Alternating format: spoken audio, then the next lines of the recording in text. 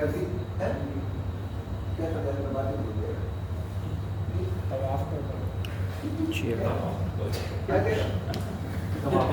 जवाब कर रहा प्रोसीजर है हम इसके एफटीपीसी की बात करें एफटीपीसी पहले अब जब एफटीपीसी आप लॉन्च करते कन्वेंशनल में तो खाली एफटीपीसी लॉन्च इस्लामिक में जब आप एफटीपीसी लॉन्च करते हैं ना उसके साथ एक एलओवी है कि आपको नॉर्मल है या एफटीपीसी है अंडर मुसावमा जो बिल अंडर मुसावमा होता था वही डिस्काउंट हो सकता ठीक है जो भी अंडर मुसावमा लॉन्च जो है वही डिस्काउंट होगा क्लियर समझ आ गई इसकी वजह क्या है जब भी बिल लॉन्च हो रहा है ना उससे पहले आप रिटर्न ऑफर दें ये सारे डॉक्यूमेंट प्रोसेस कंप्लीट कर रहे हैं ठीक है ये सारे डॉक्यूमेंट प्रोसेस हम कंप्लीट कर रहे हैं रिटर्न ऑफर दे रहे हैं गुड रिसीविंग नोट दे रहे हैं इंस्ट्रक्शन टू सेल दे रहे हैं ताकि वो आज की डेट में शिपमेंट कर दें मुराबा में क्या होता है मुराबा में क्या होता है एक स्टेज है एडवांस की स्टेज जब हम एजेंसी कर रहे हैं उसके बाद पोजेशन की स्टेज आती है उसमें टाइम लगेगा उसके बाद डिक्लेरेशन हो सकता है वो सेम डे हो जाए या स्पॉट में रेफर हो उसके अंदर स्टेजेस डिफाइंड है कि किस स्टेज पे क्या होना है यहाँ पे क्या स्टेज डिफाइंड है कि जिस वक्त रिटर्न ऑफर होगी सामान आ गया आज ही की डेट में कस्टमर को इंस्ट्रक्शन टू सेल दो ताकि वो सेल कर सके समझ आ गई ठीक है मुराबा मुसामा एक ही जैसी चीज लगती है लेकिन अगर कि पोस्ट शिपमेंट में जाएगा मुराबा मुसामा for the purpose post shipment इसमें तमाम सीक्वेंस एक ही डेट होते हैं लेकिन अगर मुराबा होगा तो वो हर स्टेज का अपना एक डिफाइंड पीरियड है क्लियर होगी ना इसके अंदर शिपमेंट का मतलब ये कि हम ऑलरेडी वो बिल पहुंचा हुआ है नहीं बिल्स हमारा जो कस्टमर हमारे पास आया है बिल ऑफ लेडिंग लेके आया है और वो पोस्ट शिपमेंट करने चाहिए ठीक है आप बिल्कुल सही बात करें कन्वेंशनल में पोस्ट शिपमेंट शुरू ही बिल प्रेजेंटेशन से होती है इस्लामिक में पोस्ट शिपमेंट ई फॉर्म सर्टिफिकेशन से शुरू हो रही है ये FIS शुरू हो रही है रीजन क्या है कि आप पहले आपने सामान खरीद रहे हैं आप सामान खरीद के डिसबर्समेंट को डेफर कर रहे हैं ठीक है ताकि डिसबर्समेंट को डेफर कर रहे हैं ताकि उस स्टेज के ऊपर पेमेंट हो जब बिल आ जाए तो मैं पेमेंट कर दूँ क्लियर होगी ना जबकि कन्वेंशनल में ट्रांजैक्शन ही क्या है बिल आएगा डिस्काउंट कर देंगे हमें पहले ट्रांजैक्शन करनी है सामान खरीदने हैं सामान खरीद के फिर उसे सेल करेंगे और जब वो सेल करके आएगा तो उसे पैसे देंगे ठीक है अब इसके अंदर ये सर नहीं ऐसे सर नहीं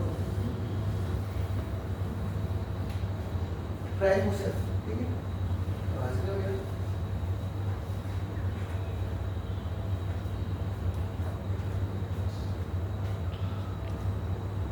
प्राइस कैसे इसके अंदर फॉर्मूला क्या है value divided value of the good जो है उसे फैक्टर से डिफाइन किया जाता है ठीक है क्लियर हो जाएगा hello value of the goods value of the factor कैसे कैलकुलेट होगा आपने कभी इस्लामिक का वो देखो ना DPP का आपकी में एक फैक्टर लगा वो पता नहीं रेट चली जाएगी पॉइंट डेसिमल के बाद 10-12 डेसिमल तक एक तो फैक्टर कैसे कैलकुलेट होगा rate divided by 360 multiply by 360 dollar में तो 360 यूरो में 360 और बाकी यूरो और डॉलर में 360 बाकी सब 360 ठीक है 360 से डिवाइड करना हम क्योंकि अभी BC और DP की बात कर रहे हैं इसलिए देखो 360 से डिवाइड करना अब जिससे फैक्टर निकलेगा वैल्यू को से डिवाइड करना ठीक है यहाँ की बात समझ आ गई अब क्लियर हो गया बस हेलो सही हो गया अब मसला क्या है कि यहाँ पे जो जब आप स्क्रीन पे जाते हैं तो स्क्रीन के अंदर दो रेट्स हैं एक स्पॉट रेट एक ट्रेजरी रेट इस्लामिक में स्पॉट रेट और ट्रेजरी रेट एक रहेगा हम इसको डिवाइड कर रहे हैं वैल्यू को तो रेट से तो हम खेल ही नहीं रहे ठीक है इसके ऊपर वैल्यू के ऊपर फैक्टर लगा के हम अमाउंट निकाल जितने डॉलर देंगे उस डॉलर को 5 रुपये से मल्टीप्लाई दोनों का रिजल्ट ठीक समझे नहीं काम नहीं पड़ रहा नहीं कुछ समझ आए ये फर्क सिर्फ डिफरेंस क्या है कन्वेंशनल और उसमें वो क्या कहते हैं रेडिएट कन्वेंशनल में radiate divided by factor radiate को फैक्टर से डिवाइड करते हैं यहाँ पे वैल्यू को फैक्टर से डिवाइड करते हैं यहाँ पे हम किस चीज निकाल रहे हैं value in terms of dollar निकाल रहे हैं उसे डेली रेट से मल्टीप्लाई कर रहे हैं यहाँ पे डिस्काउंटेड रेट निकाल रहे हैं उसे वैल्यू से मल्टीप्लाई कर रहे हैं दोनों रिजल्ट एक ही आएगा लेकिन फर्क पड़ेगा ठीक है अगर हमने ये ऑफर एंड एक्सेप्टेंस नहीं की भी एफडीपी की उधर एफडीपीसी अवेलेबल नहीं है तो पोस्ट शिपमेंट नहीं हो सकती उस सामा के अंदर पोस्ट शिपमेंट नहीं हो क्योंकि अगर हमने रिटर्न ऑफर एक्सेप्टेंस नहीं की भी तो इंस्ट्रक्शन तो सेल किस चीज़ की देंगे सामान ही देना और जब वो बिल लेके आ गया तो उसने किसका सामान सेल किया है अपना सामान तो उसके तो पैसे तो हम फाइनेंस नहीं करेंगे ठीक है कहानी खत्म होता फिर ये सिस्टम में इसके सिस्टम में कैसे चलेगा कितनी स्टेजेस है एक है नॉर्मल सामान एक है एफडीपीपी के एंट्रीज सेम कन्वेंशनल मार्केट कोई फर्क नहीं ठीक है लेकिन इसकी एंट्रीज सामान की अगर मैं लोकल करेंसी में कर रहा हूँ क्या एंट्रीज सामान खरीद लिया कौन सी स्टेज आ गई जी सर परचेज किया तो इन्वेंट्री स्टेज आ गई उस समय में इन्वेंट्री डेबिट इन्वेंट्री आ गई अब फिर जब वो कब से बताएगा मुझे सेल कर दे सेल इंटीमेशन देगा कि मैंने सेल कर दिया है इसी स्टेज के ऊपर वो फाइनेंसिंग में कन्वर्ट हो जाएगा ठीक है इसी स्टेज के ऊपर फाइनेंसिंग में कन्वर्ट हो जाएगा क्या लमसम सेल होगी या पार्शियली सेल होगी लमसम भी हो सकती है पार्शियल भी हो सकती है पार्शियल सेल के अंदर पार्शियल एडजस्टमेंट होता है लमसम सेल के अंदर पूरी एडजस्ट हो जाएगी पार्शियल के अंदर जितनी जितनी सेल ठीक है इस तरीके से और इसके अंदर हमने बताया कि इसके अंदर डाइबोर जो है टेक्निकली स्पीकिंग डाइबोर रीप्राइस या गुस्सावा रीप्राइस हो जाता है ठीक है ऑन द बेसिस कि अगर डाइबोर को yardstick rate to determine performance bonus अगर परफॉर्मेंस बोनस के तौर पे लेते हैं तभी वो प्राइस रीप्राइस होता है इसका अंदर पार्शियली हो रहा होगा उसमें डिफरेंट वैल्यू हो सकते हैं डाइबोर की अमाउंट चेंज प्राइस बिल्कुल उसका परफॉर्मेंस हर स्टेज में तरीके लेगा फिर ये आपको सवाल आप से पूछो पीछे कोई नहीं आपके वो भी ऐसे ही है अब आप दो सब्जेक्ट इस तरह प्रोडक्ट जो थे आपको यहाँ तक क्लियर हो गया इसके अंदर इनकम कब आएगी अच्छा इसमें इनकम कब आएगी एफडीपीपी में इनकम आएगी जिस दिन आपने डिस्काउंट कर दिया उसी दिन से इनकम शुरू हो जाएगी जिस दिन आपने बिल डिस्काउंट किया उसी दिन से इनकम आएगी क्यों क्योंकि सेल एग्जीक्यूट हो चुकी है बिल जो है जब आप बिल डिस्काउंट कर रहे हैं इसका मतलब शिपमेंट हो गई है तो बिल आएगा जब शिपमेंट हो गई तो सेल हो गई ठीक है लेकिन अगर लोकल करेंसी में कर रहे हैं इन्वेंट्री फाइनेंसिंग कर रहे हैं तो जब तक सेल इंटीमेशन नहीं आएगी उस वक्त तक इनकम नहीं है इन्वेंट्री की स्टेज पे इनकम नहीं है इन्वेंट्री की स्टेज पे इनकम नहीं है लेकिन इंटीमेशन की स्टेज से इनकम करना है डेट फर्स्ट हो गया जब से वो हाँ ये फर्स्ट जब कर देगा वो कैलकुलेशन है इनकम कंपटीशन है ये यहाँ पे फर्स्ट हो गया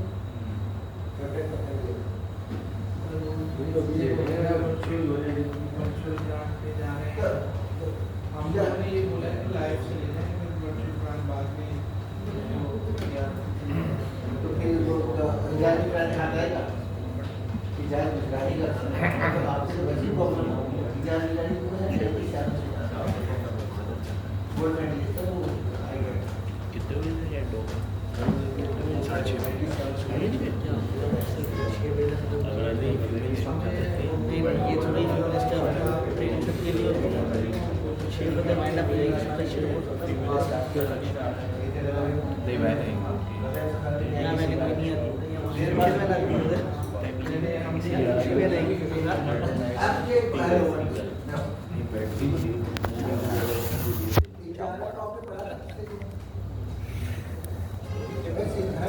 कुछ तो पढ़ा हो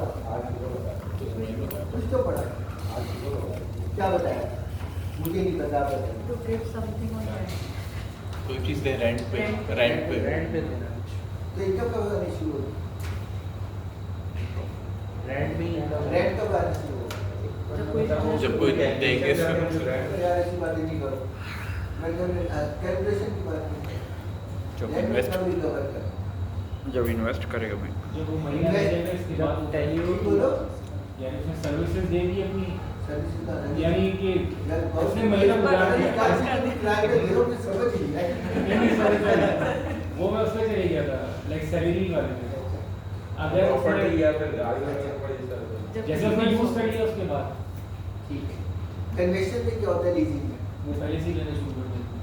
आपके पास गाड़ी आएगी उसने पहले से ही पैसे काटना शुरू कर तो इधर में फर्क क्या है? दिया। इसमें एक आपकी पोजीशन में आ ठीक जाती है, है। अब मैं स्टेट बैंक ऑफ चीज में कहूँ,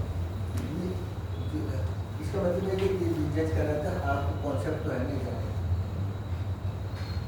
कन्वेंशनल में एज ए फाइनेंस रिकॉर्ड होती है, लीज रिकॉर्ड होती है एज ए फाइनेंस। इस्लामिक में लीज रिकॉर्ड होती है एज एन एसेट। एसेट को रिकॉर्ड करते हैं, मोटर कार को रिकॉर्ड करेंगे, प्लांट मशीनरी रिकॉर्ड करेंगे, इस तरीके से।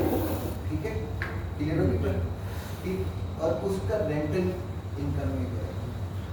ओनरशिप बैंक की होगी। ऑनरशिप भी बैंक की है। अभी एक है उसको अच्छा, अभी ओनरशिप, अब मैं सिस्टम पॉइंट ऑफ व्यू से बात कर रहा हूँ, लीगल पॉइंट ऑफ व्यू से बात ही नहीं कर रहा। ठीक है, रेंटल का भी स्टार्ट हो रहा है, वहाँ पे राइट ऑफ रिटर्न डिस्बर्समेंट, यहाँ पे रेंटल का भी स्टार्ट होगा when the asset is delivered to customer in workable condition. दोनों में फर्क है, वर्केबल कंडीशन है, एक वर्किंग कंडीशन। वर्केबल कंडीशन का मतलब है आप इस्तेमाल कर सकते हैं, वर्किंग कंडीशन का मतलब वो इस्तेमाल हो रही है। तो रेंट कब स्टार्ट होगा? वर्केबल कंडीशन में, वर्किंग कंडीशन में स्टार्ट होगा। ठीक है, आपने किसी को घर की चाबी दे दी, तो वर्केबल लिवेबल है ना वो घर। ठीक है, वो रह रहा है या नहीं रह रहा है वो दूसरी कहानी है। मैंने लिवेबल कंडीशन में आपको घर दिया, आपके ऊपर रेंट हो गया। क्लियर हो गया? ठीक, अब एक तो ये मसला है। दूसरा मसला क्या है कि जब आप और उसमें फाइनेंस लीज के अंदर कन्वेंशनल लीज में इनकम में क्या चीज़ जाती है? लीज का शेड्यूल भी देखा है, लीज का शेड्यूल होता है। ठीक है, उसके अंदर रेंटल दिया हुआ होता है, फिर मार्कअप दिया हुआ होता है, फिर प्रिंसिपल अमाउंट दी हुई होती है और आउटस्टैंडिंग प्रिंसिपल। ये 3-4 कभी देखने को अच्छा लगेगा। ठीक है, तो इस्लामिक कन्वेंशन भी करते तो मार्कअप इनकम वाला कॉलम है ना, वो मार्कअप ही जा रहा होता है इनकम में। इस्लामिक में पूरा रेंटल जा रहा होता है, ये फर्क है। नहीं समझिएगा, एक्सेल लगेगा, एक्सेल लगाओ।